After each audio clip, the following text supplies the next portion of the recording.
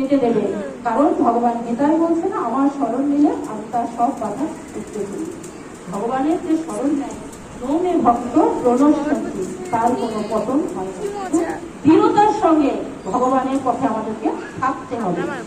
তো তখন কি হলো জানো মা, একটু পরেই একজন ছোট্ট গোপ বালিকা বেশ কতগুলো চাউল, চিনি আর দুধ নিয়ে এসে বলছে, বাবা এইগুলো দিয়ে তুমি পরমান্ন রান্না করো আর লাল্লিজিকে ভোগ লাগিয়ে প্রসাদ করো। কিন্তু ওটা রান্না করার কি সময় আসছে না? উনাকে দুই ভাই এমন প্রেমে আবিষ্ট হয়ে গেছেন ভগবানের কথা, রাধারানীর আলাপনে এমন আবিষ্ট হয়ে গেছেন, ওই চাল চিনির কথা আর কিছু ওনাদের স্মরণ নেই। কোনো উপায় না দেখে তাই যার দায়িত্ব তারই, তাই না? যার দায়িত্ব তো তারই থাকবে।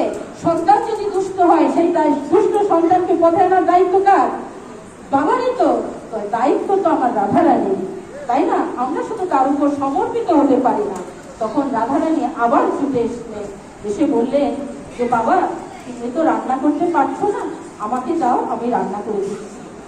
তখন উনি নিজেই সেই পরমান্ন রান্না করে যান এবং আমার রূপ গোস্বামী বা আমার লাল্লিজিকে ভোগ দিয়ে দাদা সনাতনকে তা আস্বাদন করতে দেন। কিন্তু আমার দাদা সনাতন তো বিজ্ঞ, এরা তো সেই বিজ্ঞ। ওই অপার চিন্ময় আস্বাদন করে সনাতন তখন বুঝতে পারে, রূপ তুমি এই পায়েস কোথায় পেলে? এটা তো জড়জগতের কোনো বস্তু না, এটা চিন্ময় জগতের বস্তু, চিন্ময় আস্বাদন এতে রয়েছে, তুমি কোথায় পেলে? সব ঘটনা শুনে দাদা সনাতন তখন আবারও কিন্তু রূপকে বকা দেয় যে, রূপ তুমি একের পর এক আমার রাধারানীকে, আমার কৃষ্ণকে কষ্ট দিচ্ছ। কৃষ্ণ তোমার জন্য দুধ বহন করছে, রাধারানী তোমার জন্য কাষ্ঠ সংগ্রহ করে পরমান্ন আগুনে হাত পুড়িয়ে পরমান্ন রান্না করছে। এটা কি কোনো ভজন হলো? তুমি রাধারানীর সঙ্গে এরকম করো না, আর কখনো যেন তুমি এমন বাসনা করো না, এমন বাসনা করো। দাদা বেশ খানিক্ষণ আগেই বলে গেছেন যে সময় কম, আসলে এই সময় কম। তো যা হোক, এই যে রাধারানীর সঙ্গে আমার রূপ গোস্বামীর সম্পর্ক ছিল একান্তই অন্তরঙ্গ। কারণ বললাম তো পূর্বলীলায় তো অন্তরঙ্গই ছিল, তাই না? একান্তই অন্তরঙ্গ ছিল। তো শুধু যে এই রাধারানীর সঙ্গে রূপ গোস্বামীর অন্তরঙ্গ সম্পর্ক ছিল তা কিন্তু নয়। বৃন্দাবনে আরো যারা যারা ভজনানন্দী বৈষ্ণব বর্গ ছিলেন, লোকনাথ গোস্বামী, ভূগর্ভপাত গোস্বামী, আমাদের এই গোপাল ভট্ট গোস্বামী, তারপরে রঘুনাথ দাস গোস্বামী, রঘুনাথ ভট্ট গোস্বামী, সবার সঙ্গে কিন্তু এই রূপ গোস্বামী তাদের সম্পর্ক ছিল অত্যন্ত ঘনিষ্ঠ।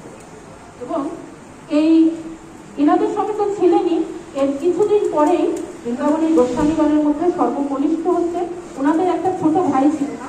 বলেছিলাম বাবা, বলেছিলাম না ওরা তিনটে ভাই ছিল, ছোট ভাই ছিল রূপম।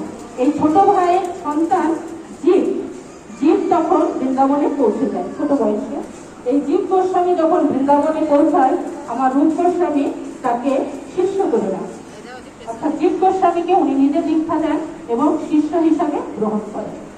তো জীব গোস্বামীর উপর অনেক দায়িত্ব অর্পণ করে এবং অন্যান্য গোস্বামীগণের উপর তার বয়সটাও তখন ঝুঁকে গেছে, সবার উপর দায়িত্বভার গ্রহণ অর্পণ করে উনি ৭৩ বছর বয়সে এই ইহ জগতের লীলা সাঙ্গ করে উনি ভগবান রাধারানী নিত্য জগতে প্রবেশ করে।